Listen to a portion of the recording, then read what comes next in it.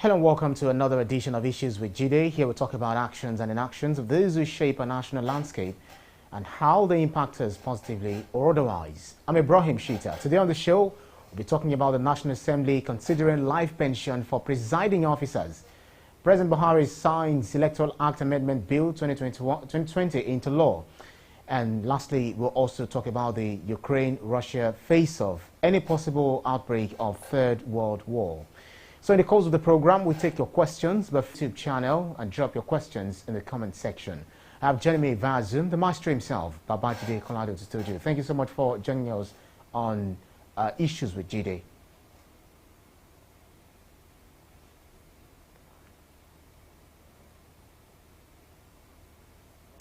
Right, because there are three topics to discuss, I'll try to put my thoughts into a single question. For each topic, so that we can accommodate more questions from our viewers. So let's start with the first topic. In as much as there has been this clamor to amend the 1999 Constitution to suit our current reality, how sure are we that the selfish politicians would not take advantage of this by making it their own? I mean, what's the proposal by the National Assembly to grant life pension for its presiding officers, including the Senate President, the Speaker, as well as their deputies? Yes, I'm not entirely surprised that lawmakers, our federal lawmakers, have opted to do this. They've always wanted to give themselves some of the perks of office, some of the things that the executive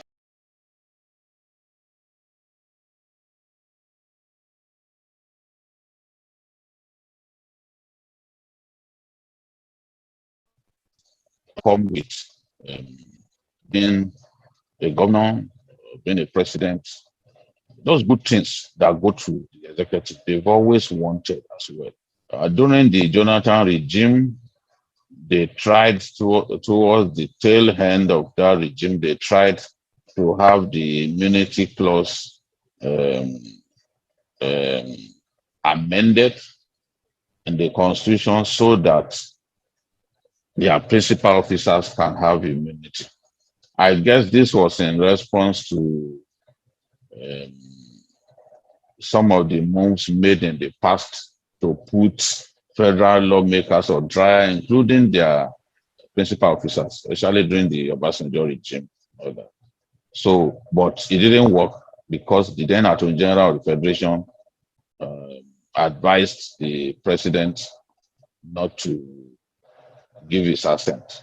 But as we have seen the last few days, efforts have been made to amend the Constitution. We've received the memoranda from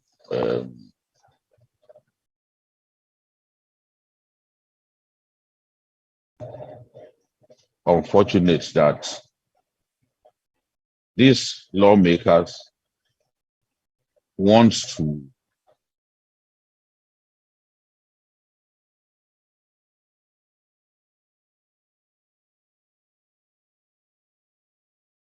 they also want to give their principal officers immunity as well as life pension. Now, my problem with this is lawmaking ordinarily should not even be a full-time thing.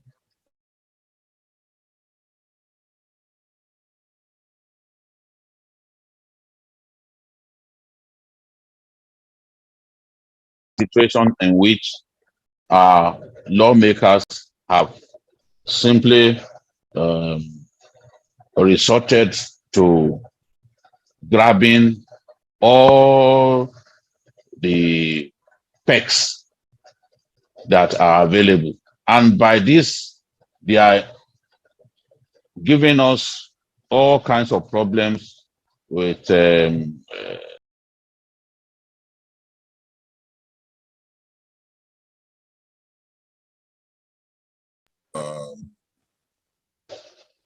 the cost of governance. For example, if we have a situation in which the budget, the running cost of the National Assembly keeps rising. Every year, it keeps rising. If they are not renovating the National Assembly, they are doing other things. Now, they want life pension. That will also drive up the cost of running the National Assembly. And the significance of this is a lot of them had been governors, and as governors, they received severance packages. Some of them are on pension. Some of them were retired soldiers, and they continue to draw pension from the military. Some of them are retired civil servants, and they continue to draw pensions. So what this means is, if we do not get the National Assembly to even become a part-time thing, we will have a situation on our hands whereby a lawmaker could actually be receiving a double pension. That's fleecing your own country. That's cheating your country. I don't think it makes sense to approve a life pension for life for their principal officers, because in any case, these principal officers change all the time. A governor could be in office for 8 years. A president could be in office for 8 years. But with these lawmakers, most of the time, the principal officers get rotated. They are just there sometimes for just 4 years. Another set of principal officers, based on the zoning agreement or zoning module of the ruling party, they come in. So this is very selfish on the part of federal lawmakers.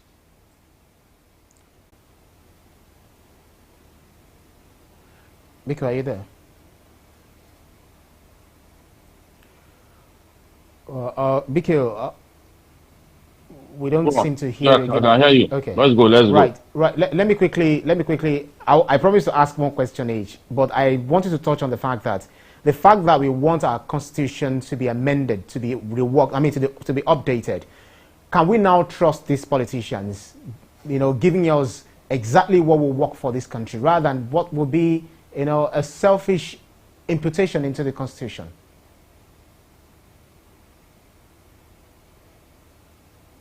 No, the truth is, they always, if they need to do something in national interest, they will first ask themselves whether it benefits them.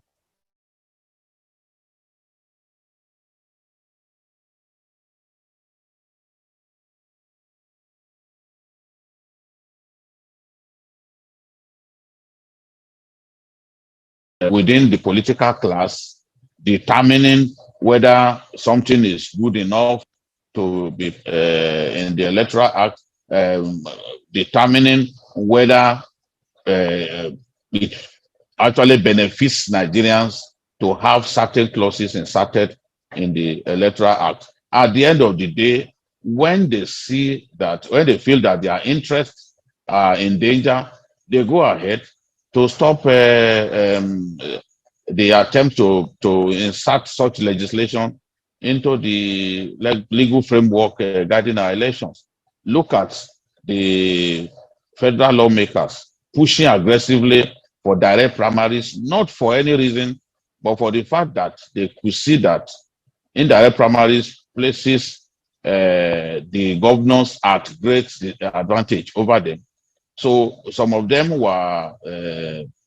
were cheated because of the APC congresses, and because of that, they felt that they needed to come up with direct primary, which would take the power away from the governors. But of course, the governors resisted and got the president to not give his assent because of that. So at the end of the day, it is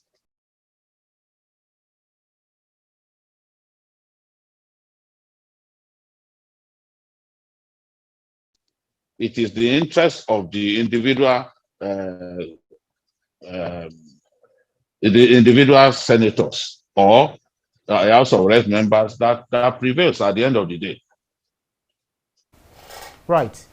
So we'll change to the second topic, which is very, kind of closely related. Do you think, talking about the Electoral Amendment Act now, do you think the continuous mounting of agitations, open rallies and protests by civil society groups, youth organizations, the media and human rights groups pressurized the president into signing the Electoral Act Amendment Bill into law, looking at some of the reservations made by the president, which would have otherwise made him withhold his assent still? And would it also change the attitude of our politicians during elections? These are two questions infused into one. And we just hope that that is the case. We really hope that that is the case. But, again, with our politicians, nothing is cast in stone. You can have an excellent legal framework to govern our elections, but how about the individuals? How about the individuals? Because we do not have bad laws. It is bad people that we really have. Then, of course, looking at INEC, are we sure that the INEC is prepared to fully implement the law to the letter? For example, INEC already told us that it is illegal for attorney officer or any resident electoral commissioner to not make use of the card reader as a means of conducting electronic accreditation of voters. But what we see is a situation in which compromised INEC officials refuse bluntly to use the card reader. They refuse to use the card reader. So allowing politicians and other undesirable elements to effectively rig elections. We saw this during the off-season election in Kogi State. We saw this during the off-season election in Bayelsa State. And it continues to happen. When the card reader was first introduced into our electoral process in 2015, we recorded about 56% compliance with the card reader. And that was why the 2015 election was generally seen as reflective of Nigerians for change. But the off-season election that took place after that and the 2019 election showed a drastic reduction in compliance with the card reader, a drastic reduction in the use of the card reader. We now saw more and more of our elections taking place without the card reader being put to use. And when you refuse to use the card reader, you are permitting people to rig the election mindlessly. That held in Bayelsa State, and the off-season election held in Kogi State, where there were shootings and all that. The law says that where the card reader is bypassed, the election held in that polling station must be cancelled. And the law, the INEC guideline, does not envisage that at any point in time the card reader can be bypassed. It envisages that even if there are issues with the card reader, that by the next day, the election can be stopped and then started afresh the next day. That is what the INEC regulation says. So, but we keep hearing of 2 million votes somewhere, 1.5 million votes somewhere, on many occasions, the card reader is not even used in those places. In some places, we allow underage voting to take place. So when you allow underage voting to take place, underage people to vote, you have compromised the legitimacy of the election. You have compromised the sanctity of the election and the validity of the election. So we've got to push hard to get our politicians to change their ways. No matter how we try to sanitize our electoral process, if we do not get the politicians to change their ways and change for the better, Yeah. We will only see very little change in the entire process. Okay, we need to change tack, but very quickly and very briefly, will this new amendment be available for the Osun and Ekiti governorship election? Would it be deployed?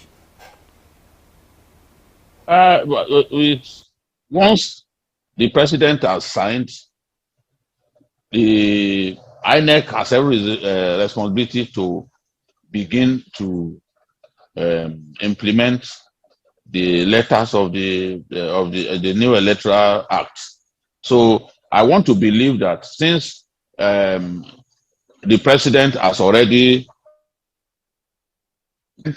and he has told the National Assembly to expunge a portion.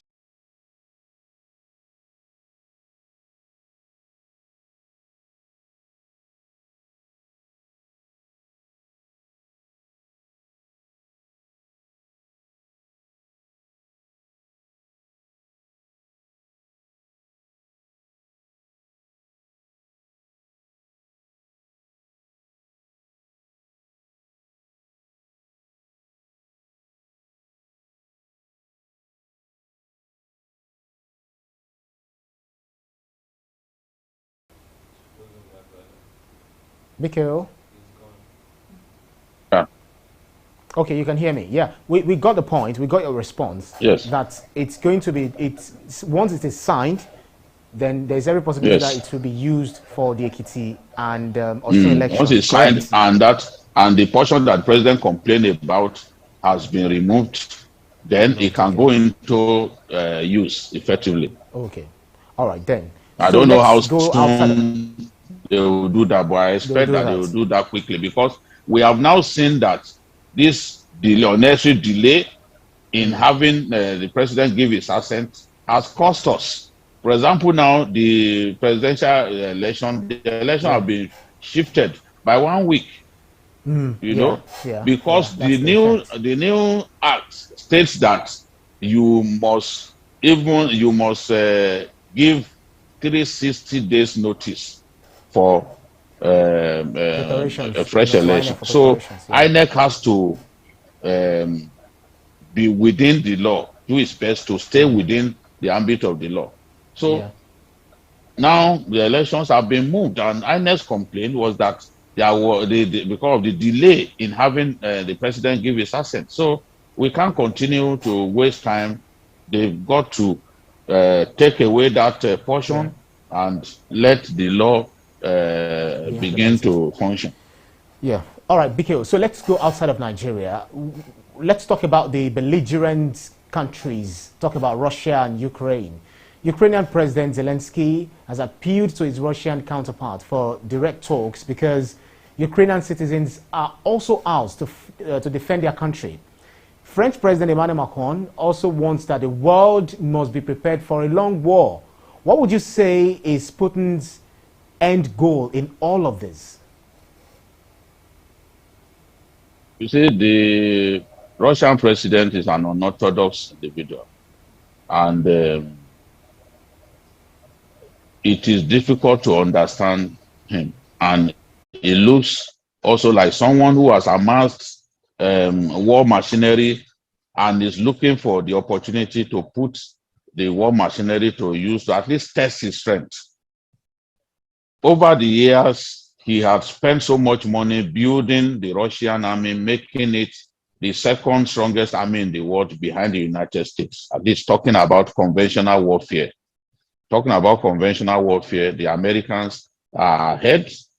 They've got far more equipment, war equipment, than the Russians. And when we even talk about naval warfare, the Americans have since overtaken the UK. They are the best at naval warfare. That is fighting on the high seas, using submarines and the rest of them.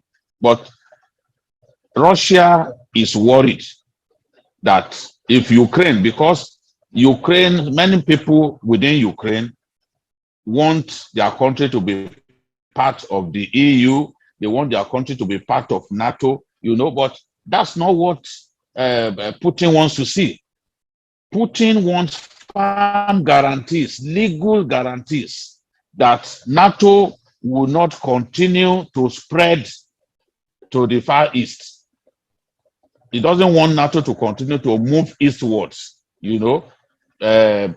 putting more and more countries on their side. He doesn't want that. And with Ukraine sharing a border with Russia, he believes that if Ukraine joins NATO, NATO will be able to set up military bases inside Ukraine and even conduct military exercises inside Ukraine, enabling NATO to be able to spy on Russia. So that's not what he wants to see. He wants those firm guarantees, and no one was prepared to give him those firm guarantees from the beginning. And that was why he decided that at this time he had to go to war. Remember that his puppet was chased away by Ukrainians in the year 2014, and that was the first time that he moved troops into Ukraine. He clearly wants to remove the legitimate democratic government of Ukraine and install his own puppet. That way, he can be confident that he doesn't have a potential enemy next door. That is his goal. And if he will get firm guarantees that, look, Ukraine will never join NATO, Ukraine will remain neutral, will not be part of the EU, then I'm sure he will be happy, because as far as he's concerned, there are so many things that Ukrainians and Russians share in common. They are not just brothers. They share a lot in common, even socially. So he sees Ukraine as the creation of the old Soviet Union, and he will be happy to even unite Ukraine with Russia. Although that's impossible in my view, because you cannot force a country of 40 million people to join Russia. But if he has his way, he's going to merge Ukraine and Russia, because that is something that he really will be happy to do. But how he manages to do that, I wish I understand. So this war, people have talked about possibility of a third world war. Yeah, I don't think this can lead to a third world war, because there are so many countries with nuclear capability, and the essence of nuclear capability is to serve as a deterrence. You are not going to attack a country that you know has nuclear capability, because if the country is provoked, it could use it. That was why, after India acquired nuclear capability, India's neighbor, Pakistan, that had not had an excellent relationship with India, decided to also go for nuclear capability.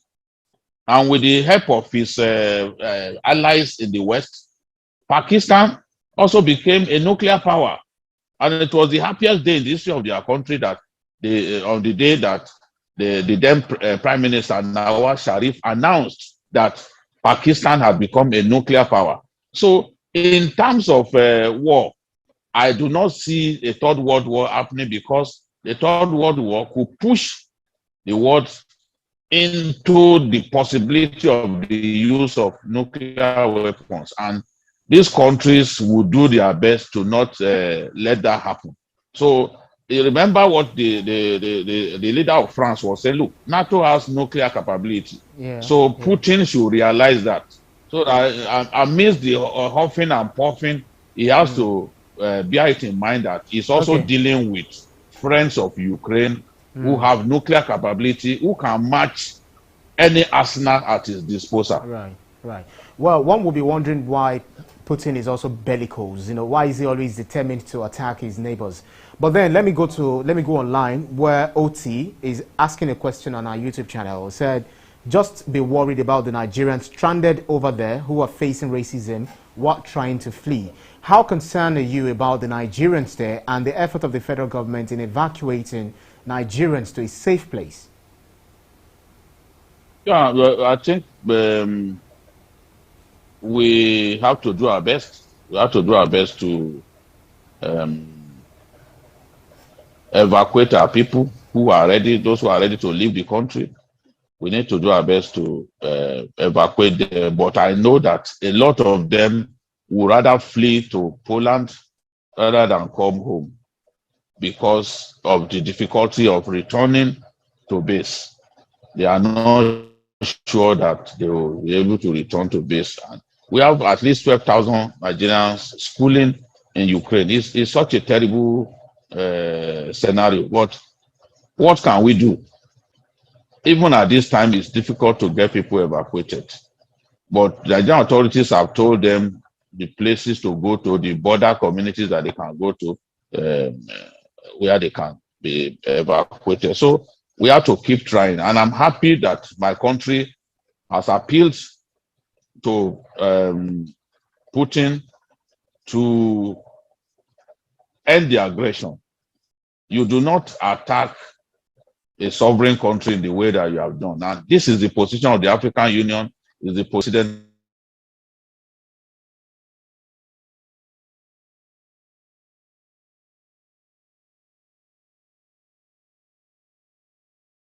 of Nigeria. Seized on the Russian president to pull his troops out of Ukraine. When war starts, at the beginning, you may not know how it will end. This kind of war could be a long, drawn out one, and it will have big consequences, you know, for the two countries involved. So that's why to make peace is better than to go to war. Right. Well, we're just still wondering whether the doors have been shut to diplomatic relations at the end of the day. Well, Ibukun Ogunfeitimi said geopolitical innovation is a credible solution to build back best outcomes globally. Well, I'm not sure whether you agree with him, but let me quickly take a question from some of our contributors.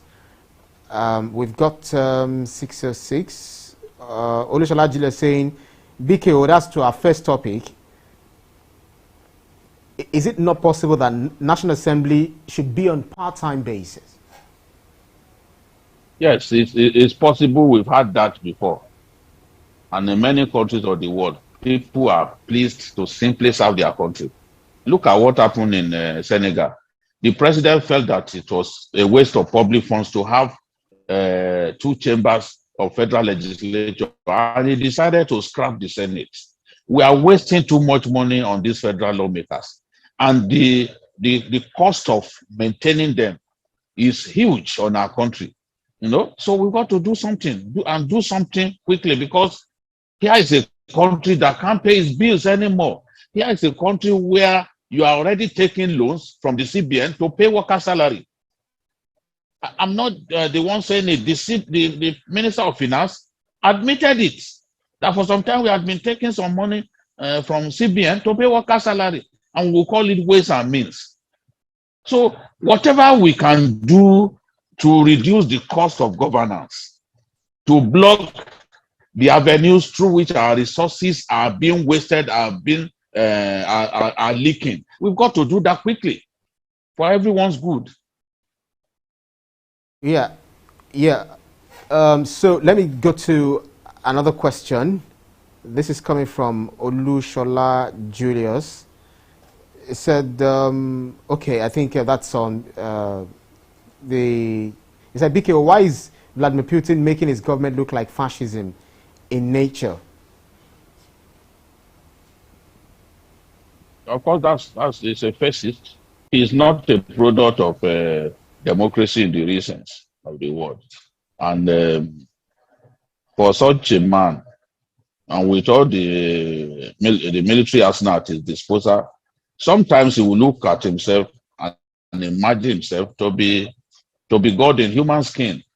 After all, Louis XVI looked at himself and he said, I am the state, let's start moi.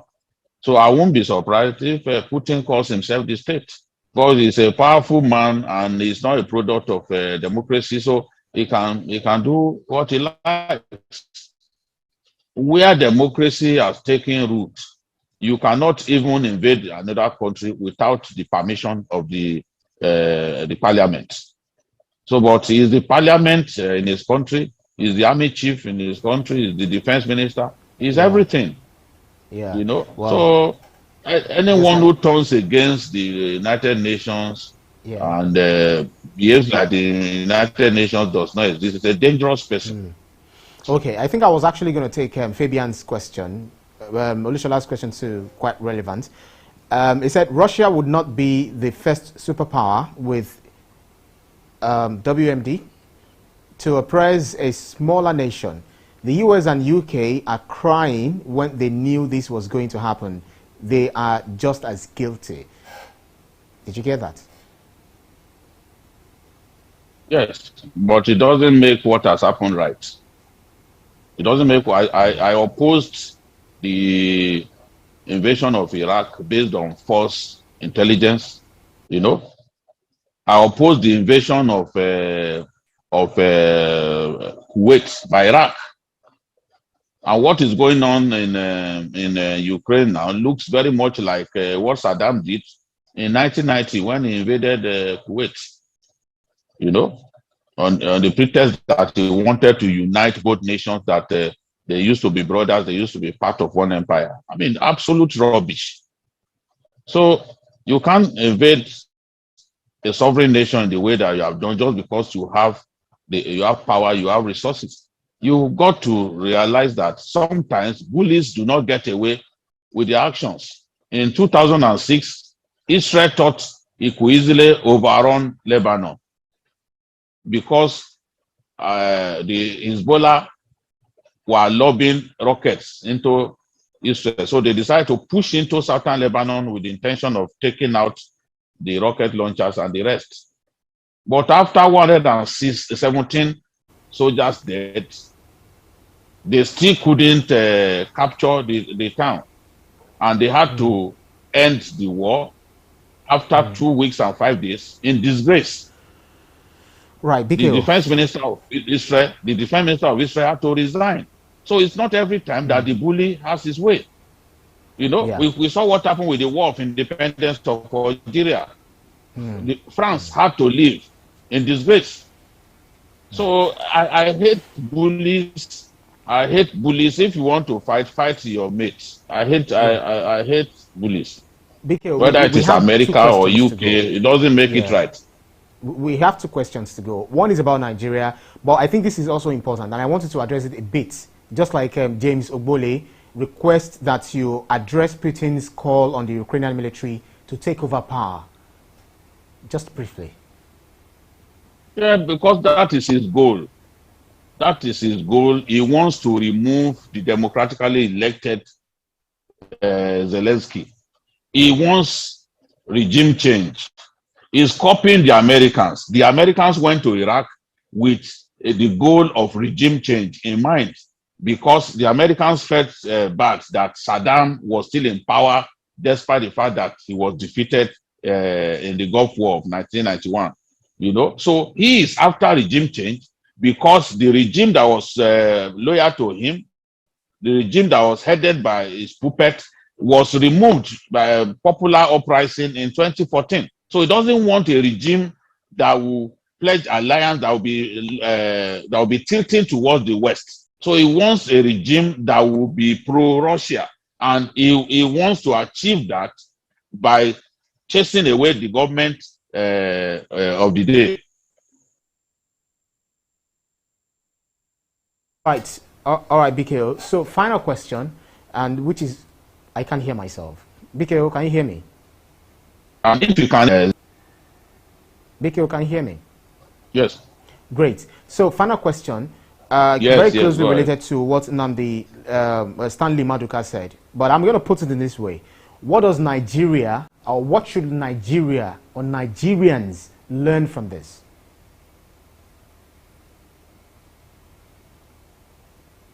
Well, we need to